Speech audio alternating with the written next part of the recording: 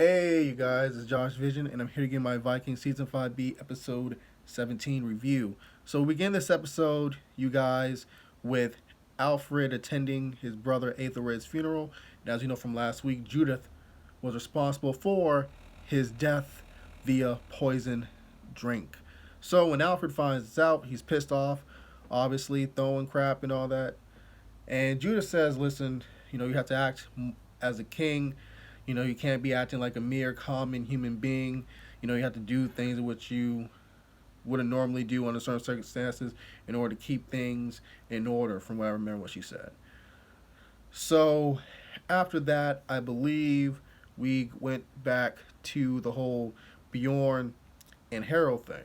So as we know, Harald really digs Gunhild, especially from a few episodes ago in which Harald talks about how he lost his wife and all that stuff, and how it's all Lagerth's fault, and how he's unlucky with love, and how Gunhild said, "I'm sure you're gonna find love," and he's like, "How?" Because I believe she said, like you said, you just feel it in the gut, so you can tell, they have a connection, especially after that when they were talking about the fates and how she said that she feels though she's fated for something great. She doesn't know what it was, and it seems though now we know what it is.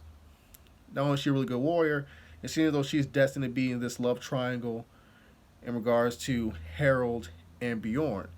So as I talked about in the previous review, her and Bjorn are kind of a couple right now. They're kind of official, but not really. Um, and Bjorn sees that Harald is enamored with Gunhild, especially as she's finding the other guys in York and she's winning. Harald, really feels her. So Bjorn basically tells Harald, "Listen, let's go get Ivar when he's least expecting it." And Harold's like, "Listen, man, this is not the right time to go for it because this is part of the season which is lots of storms at sea, and I don't want to risk my fleet and my men, my ships." Bjorn's like, "Listen, my father Ragnar told me that we should do that," and Harold's like, "Really, your father Ragnar in your dream?" He's like, "Yes," and he look at his eyes like bullshit. But he goes along with it. He's like, what else? And Bjorn said that, "Listen, if you join me, once I become king of Kattegat, and if I should die, you should take Gunhild to be your wife." So that perks King Harald's interest. And then King Harald's like, "Wait, listen, everyone knows that your father loved Ivar, probably the most out of all of you, and that he's the heir." And Bjorn kind of laughs at that. He's like, "No, he's not. I'm the eldest. I'm the true heir." And then Fine here is just like, "Okay, dude." And then he kind of goes back to the whole Gunhild thing. And Bjorn's like, "I'm telling you, I'm being serious. You know, she's more than just a shield maiden. Just look at her. She's more. You know." Um, I believe after that, Bjorn and Gunhild have this conversation about Harald, and Bjorn says basically that, "I wish I had King Harald's heart, because he always wants to love."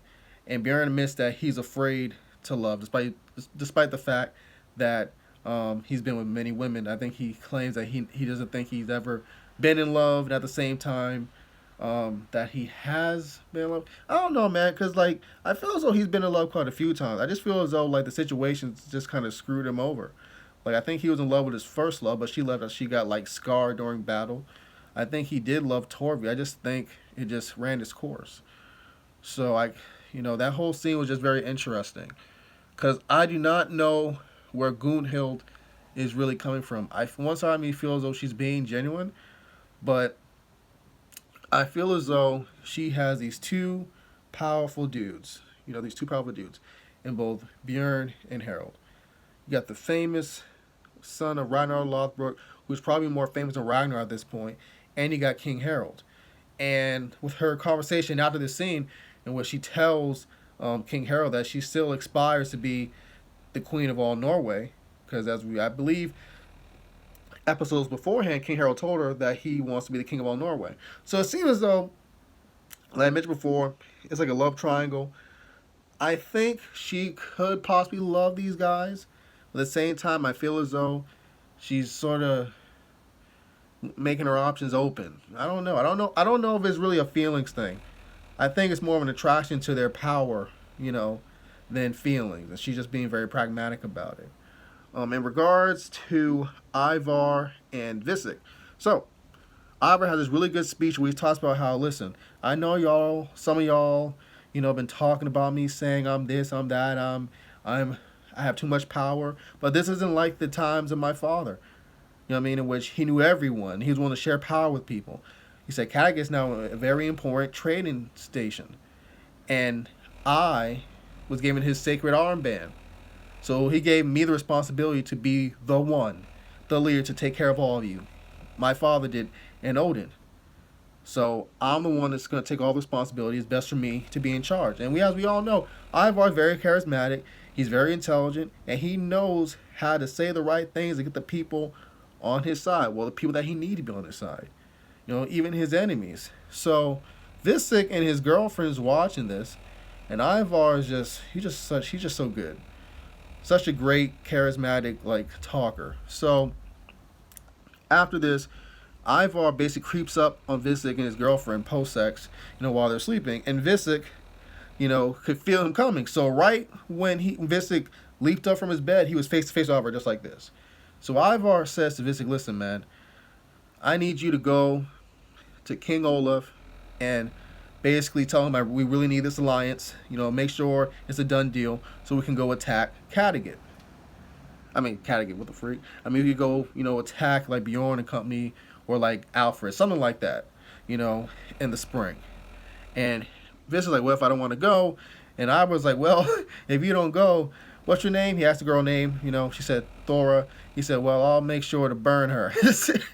And then Vincent got that knife. He was like, you wouldn't dare. And then I was like, dude, you think I'm afraid of death? Please put me. I don't care.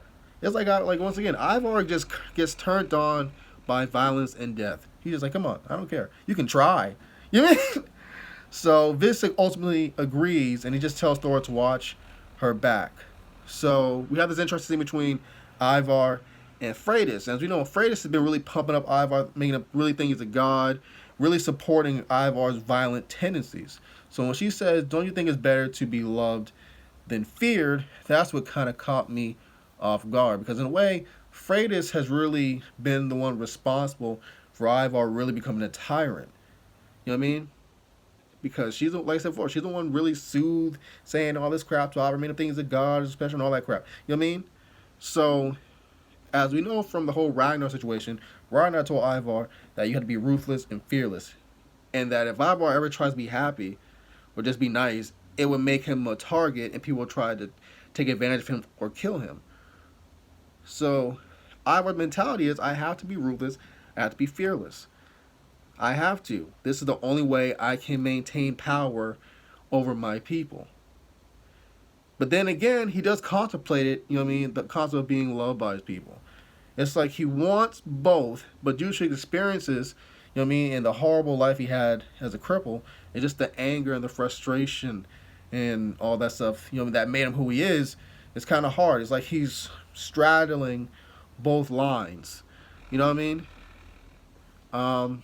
Besides that, I think we had this really gruesome scene in which Flatnose's family really killed Ivan and his boys. And I think the rest of his family, probably the women too. I'm not sure if they killed the women, but he was vicious. This dude went crazy. And shout outs to Edge, a.k.a.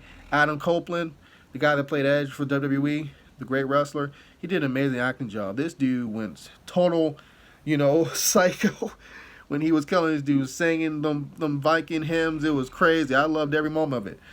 Just awesome just seeing him just go totally dark. Because at first, during season 5B, whenever the character showed up, you're like, oh, this dude's a good guy. And you could tell he was fighting in a conflict, but that was because the Ivan's family was just, Ivan in particular was just such a bad guy. But for him to just let loose the way he did in that murderous spree, in which he's just killing one member, then another member, then Ivan there, you're just like, God. This dude snapped. And with his daughter, Oot, I believe, the one that's really been supporting Floki, besides Flatnose, more than anyone else in the new settlement, dying by suicide, that was just heartbreaking. The way Floki, cried, it was like, wow. That was some serious ish right there. Besides that, you guys, I believe Ube basically told Alfred to put him in charge of his army, because I think there's like 3 Danish kings that was already there trying to take over Wessex. And Ube's like, listen, words can only help you so much in a battle. You know what I mean? Let me do something about it, because if I can talk to them, not talk. He basically said, like, I can find a way to get to, like, to save Wessex. Let me do this. You can't do this. Let me do this. So Ube's in charge of the army, and he's on his way to meet the the 3 Danish kings. I can't wait to meet them. Thank you guys for watching my review. If I missed anything, write some comments down below. Adios. See y'all.